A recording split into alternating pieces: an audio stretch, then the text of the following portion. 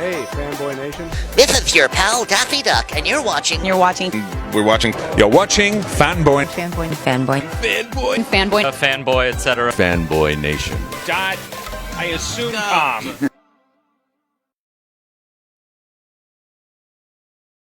Chris Jericho, I love talking to you, man. From the thrill seeker to the pain maker, you live up to those two monikers, especially on the Death Tour, having done it more than once. Congratulations on this documentary.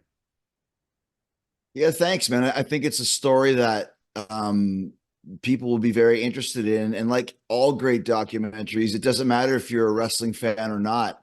It's the stories that we're telling with kind of pro wrestling as the background that makes this documentary special. You know, obviously the Jericho cruises have to be a lot easier on you now than going through this frozen tundra and reliving the experience of having done it in your younger years.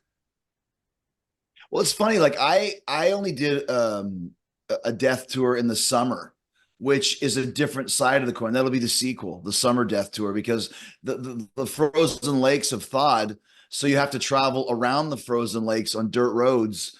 And sometimes it's okay because the mosquitoes are so big, they just pick up the van and just fly you there.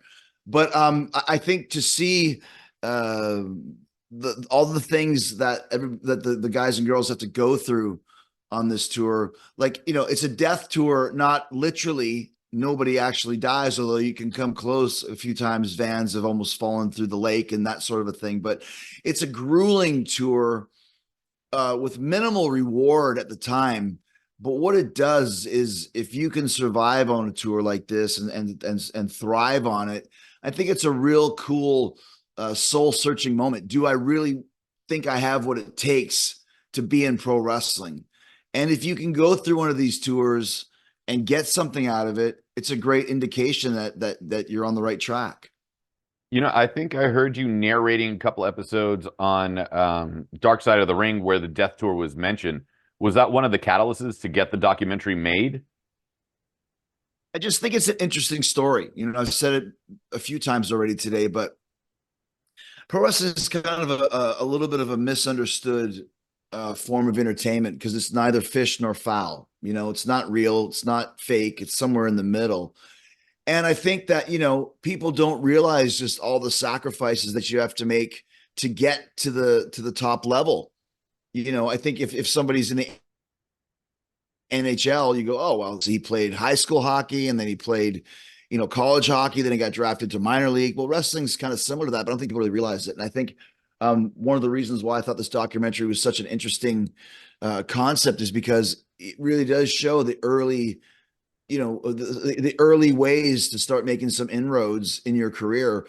And the Death Tour is such legendary status. It's been going on for decades and decades that there's a whole legion of top stars, Hall of Famers, Wrestler of the Years that did those tours as well. So I think as a young wrestler, if you're like, I'm going to do a death tour because Chris Jericho did one, or Kenny Omega did one, or Edge did one, it kind of gives you a little inspiration. Like, how do you get to this top level main event star? Well, that's kind of one of the ways you can start delving into that. So that's what I think I just thought that was such an interesting concept, you know, and knowing that probably it's like the old story of going to war, like 80% of you won't make it out of this war.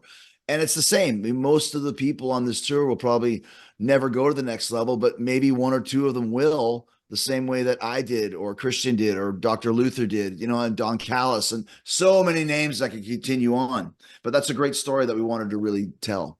Right. And it's great that you followed these young indie wrestlers that are coming up and working their way through versus just, you know, guys like yourself that are in AEW with Adam and with Christian and everybody else, Don, you know, that the story unfolds and seeing where their heart is in all of this. Yeah, I mean, when I first got involved, I was thinking of a different movie, of being more of like, you know, a retrospective of kind of almost a storytelling of like relating to anecdotes and funny things that happened, and, you know, wild pigs peeing on Tony Candelo's head while he's sleeping on a gymnasium floor in God's Lake, Manitoba, and all those things did happen. But this went in a different direction, which I really started to appreciate, talking more about the individual personalities that were on this tour and their backgrounds, and went really deep into some indigenous type reasons why this tour is so important for the people up there. And it took on kind of a life of its own. So I was really happy with the stories we were able to tell with this, because it does accomplish the mission that I set out to do, which is kind of explain why people would want to do this tour in the first place, but then also kind of really focused on the people who wanted to do this tour in the first place and the backgrounds and the experiences that they had while they were on this tour. So it was kind of a combination of both the ideas that we were all thinking as producers and directors. Well, I love what you guys were able to pull off. I mean, everything you touch turns to gold anyway. I mean, from Fozzy to starting off in Smoky Mountain and all the, I remember one anecdote you told that you were wrestling in a bar and you didn't realize that's where the show was, and how your career has evolved to the point that you've wrestled virtually everybody who's been anybody on the way up or on the way down, and not too many people could say that. Well, and that's kind of the point of this movie, RC, is like, if Chris Jericho can do it by starting at such humble beginnings as a death tour, who knows what you can do? And there's a lot of inspiration, once again, to say, okay, well, the Beatles played the Cavern Club. I'm going to play the Cavern Club, and who knows what might happen. And this is the pro wrestling version of that. Yeah. The film makes the world premiere at Slamdance on, I believe, Tuesday, January 19th, with the second showing on Friday, January 22nd. How significant is it for Park, Utah, and Slamdance's and Sundance as well to be the world premiere for this doc?